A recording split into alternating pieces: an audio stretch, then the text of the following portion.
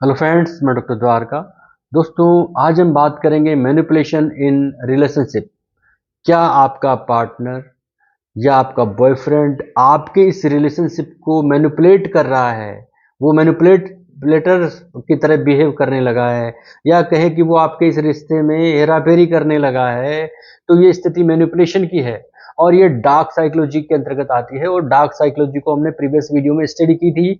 अगर आपने नहीं की तो आप मेरा इससे जस्ट प्रीवियस वीडियो देखिए, आपको समझ में आएगी कि डार्क साइकोलॉजी क्या होती है। तो क्या आपका पार्टनर, क्या आपका बॉयफ्रेंड आपको मैनिपुलेट कर रहा है, और वो किस तरह कर रहा है ये आपको पता नहीं है। आप बिल्कुल अंधे होकर के उन पे अटूट विश्वास रखते हैं, बहुत ज़्यादा उन पे विश्वास रखते हैं। आपको बिल्कुल भी हैरत नहीं होती कि वो इस तरह का बिहेव भी कर सकते हैं। लेकिन वो आखिर इस तरह का बिहेव जो करते हैं, मैनिपुलेशन वाला बिहेव करते हैं, तो किस तरह करते हैं, कौन-सी बातें आपको कहने लगते हैं, और किस तरह आपकी मानसिक स्थितियाँ बदल जाती हैं उस रिश्ते में, तो आपको ताज्जुब होगा। यानी कि देखा जाए तो रिलेशनशिप में एक इंसान अपने आप को सबसे सुरक्षित यानी कि सेफ महसूस करता है, क्योंकि एक इंसान का भूत, वर्तमान, भविष्य सब चीज़ें, सब बातें, सब स्थितियाँ रिलेशनशिप में उसी में होती हैं। और जब इसी रिलेशनशिप में कोई व्यक्ति इस तरह का बिहेव करने लगे कि आपकी ये सब चीज़ें बिगड़ने लगे और रिश्ते में हेरा-फेरी होती हुई नज़र आए, तो आप टूट जाएँगे, बिखर जाएँगे, आपका विश्वास डोलने लगेगा। आप ये कहें कि आपको पैर रखने के लिए ज़मीन भी आपको ऐसा अजीब-सा महसूस कराएगी कि मैं पैर कहाँ रखूँ? मतलब आपका मानसिक स्थिति गड़बड़ा सकती है। तो ये, क्योंकि ये एक तरह का धोखा है, एक तरह का फ़रेब होता है इसमें, और आपको एक तरह से मानसिक तनाव की स्थिति में ले आया जाता है, जिसका आपको अंदाज़ा ही नहीं होता।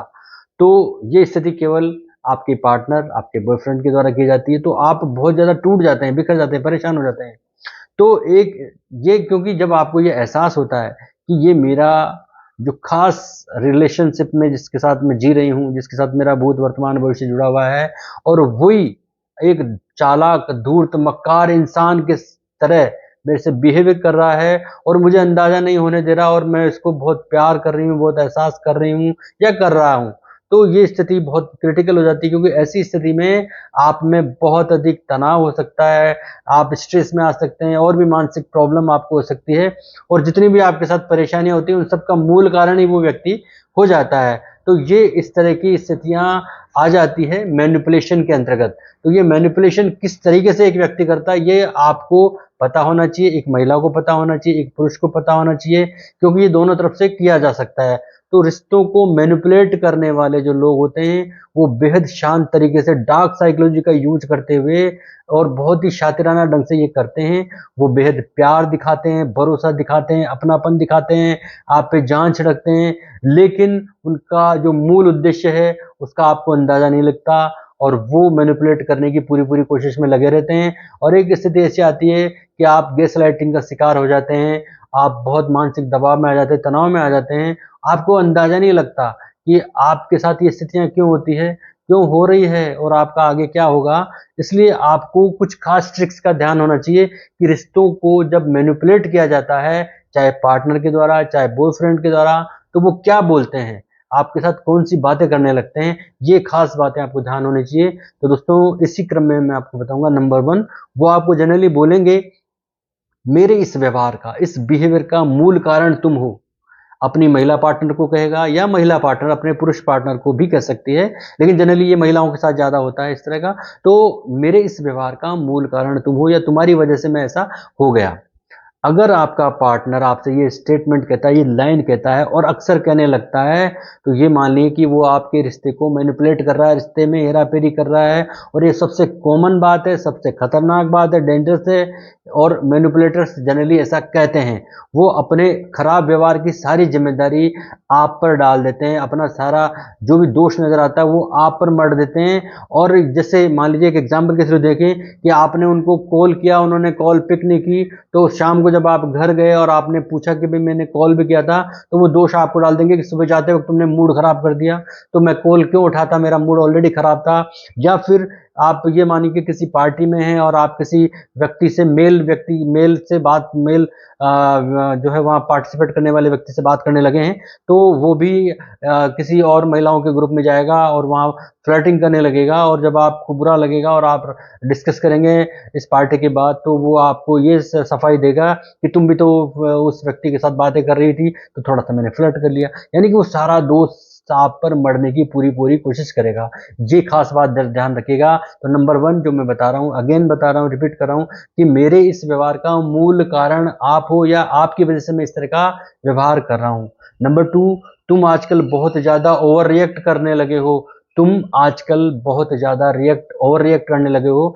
ऐसा अक्सर मैनिपुलेटर्स बोलते हैं जब वो रिश्तों में मैनिपुलेशन करने लगते हैं, क्योंकि ऐसा बोलने से जो पार्टनर होता है वो कंफ्यूज हो जाता है, उसको इनसिक्योरिटी फील होती है, वो बाद में अपने आप को अपमानित महसूस करता है कि क्या मैंने ऐसा किया, क्या मैंने ओवर रिएक्ट किया या नहीं किया। तो ये स्थिति उसके लिए क्रिटिकल हो जाती है, वो अपमानित महसूस करता है। जनरली मैनिपुलेटर्स, जो मैनिपुलेशन करने वाले लोग हैं, वो ऐसा बोलते हैं, वो अपने पार्टनर को ऐसा बोल करके उनको अपमानित महसूस कराते हैं, और ये एक तरह का जोड़ तोड़ वाला बयान है, जिससे पार्टनर कंफ्यूज हो जाता है और वो उसको गुस्सा भी आता है, लेकिन बाद में वो कुछ जब अकेले में बैठा होता है तो अपने आप में अपमानित फील करता है, स्ट्रेस की स्थिति आ जाती है, गैस लाइटिंग की स्थिति आ जाती है, तनाव की स्थिति आ जाती है, और ये स्थिति डिप्रेशन तक जा सकती है। तो दूसरी बात जो मैं कहना चाह रहा था कि वो ये बोलेगा कि तुम आजकल हर बात पर ओवर रिएक्ट करते हो। थर्ड जो ट्रिक जो काम में लेता है या वो जो बात बोलता है वो ये है कि तुम बहुत ज़्यादा ड्रामेटिक हो चुकी हो या हो चुके हो। आजकल तुम बात बात पे ड्रामा करती हो। आपकी प्रॉब्लम है, आपको फिजिकली प्रॉब्लम हो रही है, मेंटली आप सफ़र कर रहे हैं, लेकिन वो आपको ये बोलेगा कि तुम आजकल बहुत ज़्यादा ड्रामेटिक हो चुकी हो, तुम बात बात पे कर रहे हो चुके हो।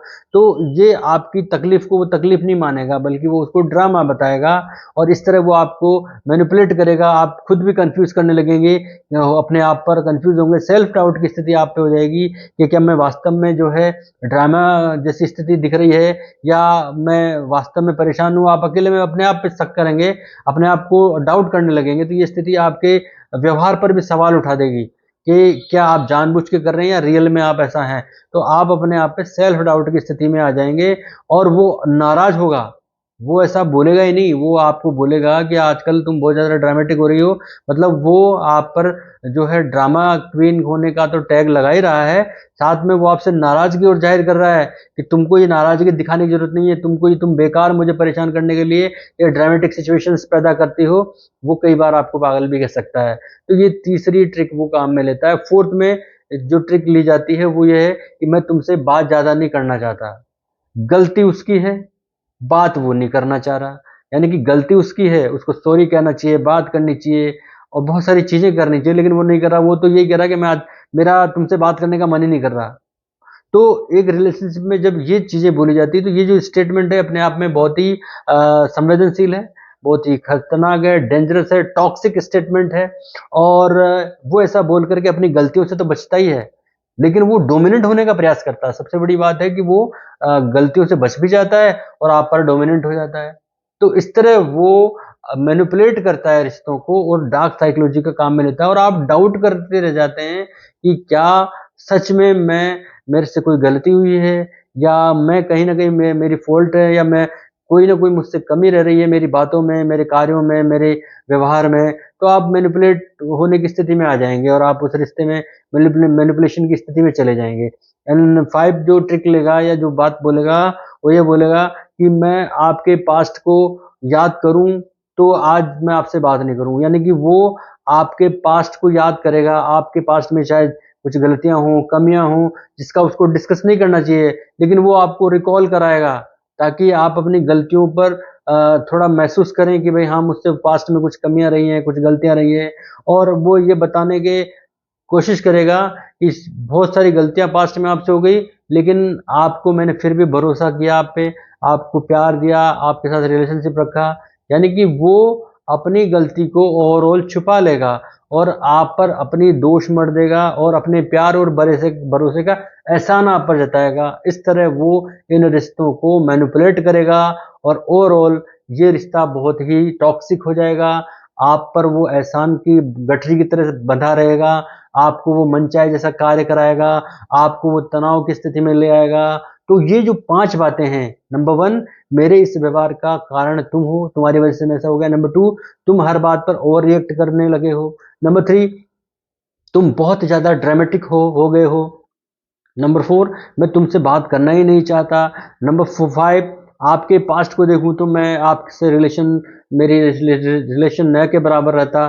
तो ये सारी चीज़ें वो आपको रिपीट करेगा और आपको अपने स्वार्थ के लिए जोड़े भी रखेगा और आपकी मानसिक और फिजिकल जो मेंटल एंड फिजिकल सिचुएशन है या स्टेट है वो आपकी बहुत ज़्यादा बिगड़ जाएगी। तो आपको अगर आपका खास पार्टनर, आपका बॉयफ्रेंड अगर बार बार ये चीज़ें बोलता है, ये बातें बोलता है, तो आपको सजग होना है, सतर्क रहना है और इस रिश्ते से बाहर निकालने की कोशिश करनी चाहिए। और ये वीडियो कैसा लगा? अगर आपके साथ भी ऐसी स्थिति है तो आप मुझे कमेंट करके बताएं और अगर कोई आपको इस टॉपिक से रिलेटेड जानकारी चाहिए तो वो भी मुझे बताएं। ये अपने आप में डार्क साइकोलॉजी का एक पार्ट है जिसमें रिश्तों को मैनिपुलेट किया जाता है। तो आप इसके बारे में जानकारी ले सकते हैं। धन्यवाद, नमस्कार।